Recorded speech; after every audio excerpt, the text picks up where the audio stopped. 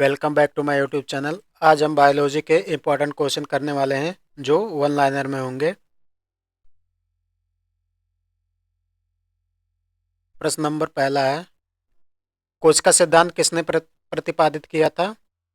तो स्लाइडेन और स्वान ने। प्रश्न नंबर दो, माइटोकॉन्ड्रिया का मुख्य कार्य क्या है? तो ऊर्जा प्रदान करना। डीएनए का पूरा नाम क्या है? Deoxy ribo nucleic acid. कोशिका की सबसे छोटी इकाई क्या होती है? प्रोटोप्लाज्म। ये सभी इंपॉर्टेंट क्वेश्चन है। कोशिका भित्ति किससे बनी होती है? सेल्यूलोज से। कोशिका झिल्ली का प्रमुख कार्य क्या होता है? तो कोशिका झिल्ली का प्रमुख कार्य होता है सेल की सुरक्षा और सामग्री का विनिमय करना। राइबोसोम किसके संश्लेषण में मदद करता है?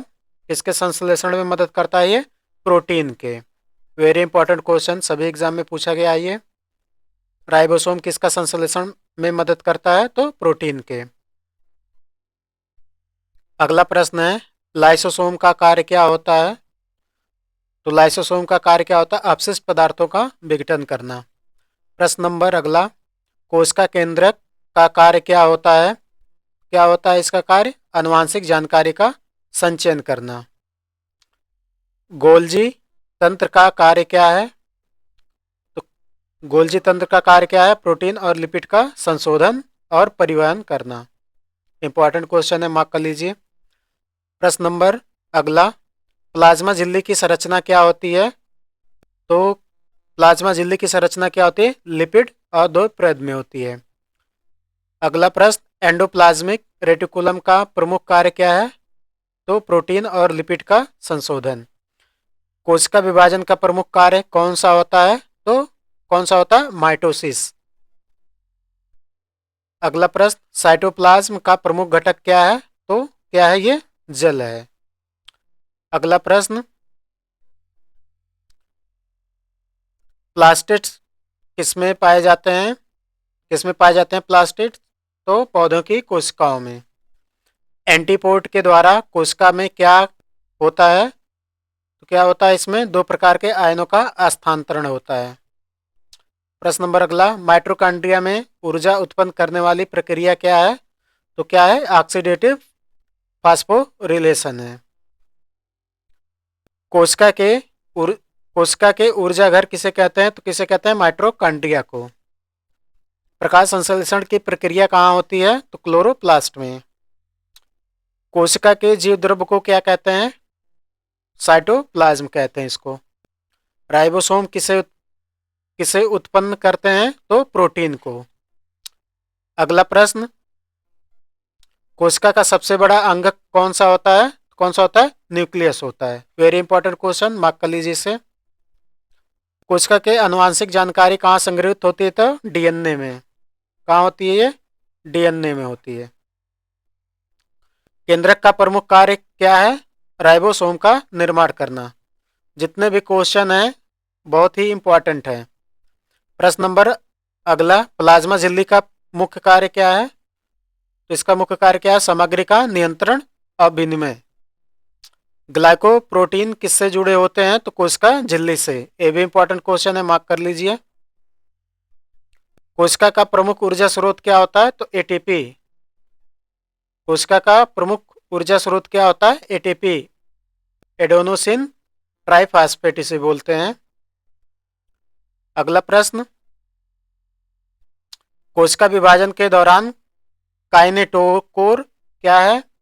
तो काइनेटोकोर क्या है? एक प्रोटीन संरचना है। ये भी इंपॉर्टेंट है, मार्क कर लीजिए। अगला प्रश्न, कोशिका की संरचना में प्लाज्मा झिल्ली की प्रमुख भूमिका क्या है? तो कोशिका की संरचना में प्लाज्मा झिल्ली की प्रमुख भूमिका क्या होती है? सुरक्षा और सामग्री का विनिमय करना।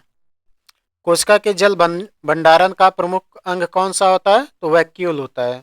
वेरी इंपॉर्टेंट क्वेश्चन, मार्क कर लीजिए इसे।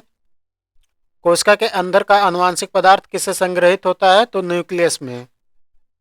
साइटोप्लाज्मिक अंगकों का प्रमुख उदाहरण क्या है? तो माइटोकॉन्ड्रिया है। लाइसोसोम का कार्य किस प्रकार होता है? तो अपशिष्ट पदार्थों का विघटन होता है इससे। कोशिका विभाजन के समय बनने वाली तंतु का नाम क्या होता है? क्या होता है? Spindle fibre. Very important question है, मार्क कर लीजिए इसे और अपने नोट में लिख लीजिए। कोशिका की झिल्ली की संरचना में कौन सा प्रोटीन होता है? तो ग्लाइकोप्रोटीन होता है। कोशिका के अनुवंशिक परिवर्तन का प्रमुख माध्यम क्या है? तो म्यूटेशन होता है। वेरी इंपॉर्टेंट क्वेश्चन, मार्क कर लीजिए। अगला प्रश्न है, कोशिका के अंदर के जो रासायनिक क्रियाओं का नियंत्रण किसके द्वारा होता है? तो किसके द्वारा नियंत्रण होता है? एंजाइम के द्वारा। किसके द्वारा होता है? एंजाइम के द्वारा। कोशिका के जीवन चक्र में इंटरफेज किसके बीच होता है? किसके बीच आता है? माइटोसिस विभाजन के बीच में। वेरी इंपॉर्टेंट क्वेश्चन, इसे भी मार्क कर लीजिए। कोशिका के अंदर सामग्री परिवहन किसके माध्यम से होता है? तो वेसिकल्स के माध्यम से। कोशिका के अंदर के कार्यों का प्रमुख नियंत्रण कौन करता है? तो न्यूक्लियस करता है। कोशिका के अंदर किसका संश्लेषण होता है? तो प्रोटीन का।